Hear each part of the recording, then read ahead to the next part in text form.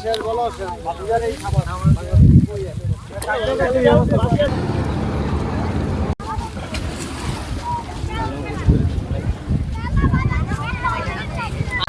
তো বিগত 15-20 বছর যাবত এই জায়গাটা একটা ভালো একটা অবস্থানে ছিল। কক্সবাজারের মতো সুন্দর একটা এরিয়া ছিল, মানে এখানে নদী ভাঙার মতো কোনো সিস্টেমই ছিল না, এমন একটা জায়গা এক কথায় পর্যটক কেন্দ্রের মতো হয়ে গেছিল।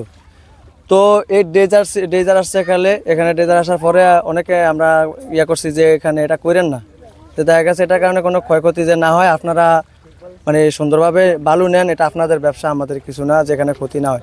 ঠিক এটা বইলা যাওয়ার পরে কালকে সন্ধ্যা 6টার সময় একটা বালভেট আছে, আসার পরে মনে করেন যে এটা সারা রাত্রে চলছে, কিন্তু বালভেটে ওটা আনলোড করা হয় নাই। ওই বডি ওই রকমই আছে, যেরকম লোড ছিল ওই রকম লোডই আছে, কিন্তু সারা রাত পর্যন্ত ড্রেজার চলছে। চলার পরে মনে হয় তুফান হয়েছে, তখনও ড্রেজার চলছে। রাত্রে প্রায় 3:30 নাগাদ ড্রেজার চলছে, কিন্তু ওই বডির কোনো বালু যায় নাই। তো সকাল 6টার সময় আমরা সবাই কর্ম করি, তো আমরা সকালে আসছি, এখানে আসার পরে দেখি যে এইখানে আসতে সব দইটা নিচে চলে যাইতেছে।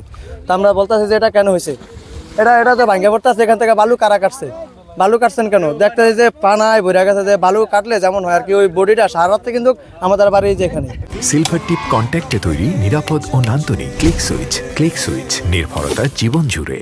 নদীর পাড়ে আমরা সবসময় শব্দ পাই, প্লাস রাত্রে অনেক রাত্রে এসেও আমরা আসি নদীর পাড়ে, এখানে আমার নদীর পাড়ে বাড়ি। তো আমরা বলতেছি এখানে এমন হয়েছে কেন, কালারে জিজ্ঞাসা করেন। এই যে খালি জায়গাটুকু দেখছেন, এটা একটা ফুটবল খেলার মাঠ ছিল আমাদের। পোলাফান সকাল এবং বিকাল এই টাইম এখানে ফুটবল খেলতো, এবং এটা একটা মাঠ ছিল, বিস্তৃত একটা মাঠ ছিল। এখন কিছু কুচক্রি মহল বালু খেকো এই রাতের আধারে বালু সব এখান থেকে নিয়ে গেছে। এখন দেখেন যে আমাদের যে নদী বাঁধ, এই বাঁধটা এখন হুমকির মুখে। এখন বসত বাড়ি, আপনার এই যে আমাদের জমি জামা যা আছে এগুলো সবই হুমকির মুখে, এবং আমাদের যে বলক দেখেন সব কিন্তু ভাঙ্গা পুরা যাইতেছে অলরেডি। এখন আমরা এটার তদন্ত চাই এবং দোষীদের সর্বোচ্চ শাস্তি চাই। আমরা যখন সকালবেলা কাজের দিকে যেতেছি, তখন আমরা এদিকে আসছিলাম, আমরা 2-3 জন আসছিলাম কাজ বন্ধ দিয়া। পরে আইসা দেখি কেন বালু ডেজারের যা আছে সব গুছিয়ে তারা সরে যেতে চাইতেছে। পরবর্তী এলাকার লোকজন আইসা তারা এটা করছে, মানে আটকানোর পরে আমরা দড়ি হাতে রশি দিয়া মাপ দিয়ে তারপরে এই জায়গায় আপনার থেকে ডেজার মেশিন থেকে আমরা ইট বেঁধে দড়ি দিয়ে ফালাইছিলাম।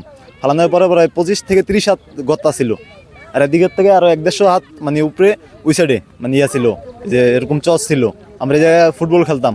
এখন এই জায়গাটা বালু ডেজারের মেশিন বসার পরের থেকে কালকে রাত থেকে আজকে এটা দেখতেছি না, কালকে দুপুর আমরা দেখছিলাম এরকম।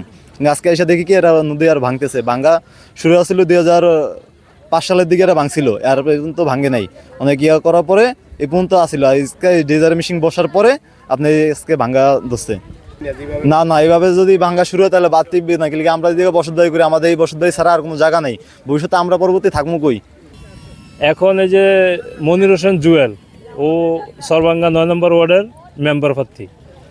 ও গতকাল রাত্রে আপনার এখানে ডেজার লাগিয়ে এখান থেকে বালু উত্তোলন করছে। বালু উত্তোলন করার পরের থেকেই মনে করেন আপনার এইভাবে নদী এখন ভাঙন শুরু হয়েছে আর কি। আবার এখন ও এখানে সারা রাত কালকে মনে করেন যে ডেজার দেওয়া বালু উত্তোলন করছে। মানে এই একটা গ্রাম, পুরা গ্রামের মানুষেরই অসুবিধা হবে এই যদি ভাঙ্গা যায়, এই ভাঙ্গা নদীতে চলে যায়। তা আমাদের তো ওখানে কিন্তু থাকার মতো ব্যবস্থা আছে, আর সেই সঙ্গে কিন্তু থাকার মতো ব্যবস্থা থাকবো না। আমরা চাই নদী ভাঙ্গা বন্ধ করার জন্য একটু যেইভাবে হোক আমরা নদী ভাঙলে আমরা একটু বন্ধ করলে আমরা একটু থাকতে পারবো এখানে, আমাদের বাড়িঘর হারা হইতাম না। অবস্থা হলো আমাদের তো নদী ধরেন সম্পূর্ণ সসম্পদ নিয়েই গেছে। এই সামান্যটুকু সম্পত্তি আছে, হ্যাঁ বাড়িটা আছে।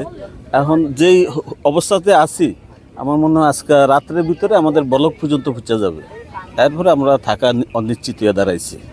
যেভাবে সাইনবোর্ডটা আছে, এই যেমন জোয়ার আইছে অন্ত ভাঙবই, এটা আমরা একটা সুস্থ সমাধান চাই আর কি। নদীর তীরবর্তী এলাকায় গাজীনগর স্থানে আমাদের 200 মিটার নদীর বাঁধ ভাঙন দেখা দিয়েছে। সেখানে আজকে আমরা শুনতে পারলাম সেখান থেকে কিছু মহল নদীর কাছ থেকে ড্রেজিং করে মাটি উত্তোলন করেছে। সেটা আইনশৃঙ্খলা বাহিনীকে আমরা জানানোর পরে আইনশৃঙ্খলা বাহিনী সেই ড্রেজার আটক করে এবং 5 জনকে গ্রেপ্তার করে। ইতিমধ্যেই আমরা জানি যে এই সময় আসলে আমাদের নদী তীরবাদ যেখানে একটু গভীরতা থাকে সেখানে ভাঙন দেখা দেয়। যখনই ভাঙ্গনে দেখা দেয় তখনই আমরা গতকালকেও আজকে আমরা আমাদের নির্বাহী প্রকৌশলী পানীয় বোর্ডকে আমরা জানাই, আমাদের সংসদ মাননীয় সংসদ মানিক ভাইকে আমরা জানাই। তাদের আলোচনা সাপেক্ষে তারা বলেছে যে আমরা সরজমিনে তদন্ত করে এসে আমরা এটার মেরামতের পদক্ষেপ নিব। যদি হাইমচর উপজেলার গাজীনগর নামক স্থানে আপনার কিছু অসাধু বালু উত্তোলনকারী শ্রেণীর বালি উত্তোলনের ফলে রাতের আধারে বালি উত্তোলনের ফলে আমাদের ওখানে বিদ্যমান প্রতিরক্ষা কাজে লাঞ্চিং অ্যাপ্রন কিছুটা ক্ষতিগ্রস্ত হয়েছে। এখানে মূল প্রতিরক্ষা কাজের কোনো ক্ষতি হয়নি। তাৎক্ষণিক খবর পেয়ে আমরা বিষয়টি আইনের আশ্রয় নেওয়াতে এবং থানার সহযোগিতায় যারা এই কাজটি করেছে তারা ইতিমধ্যে থানা হেফাজতে রয়েছে।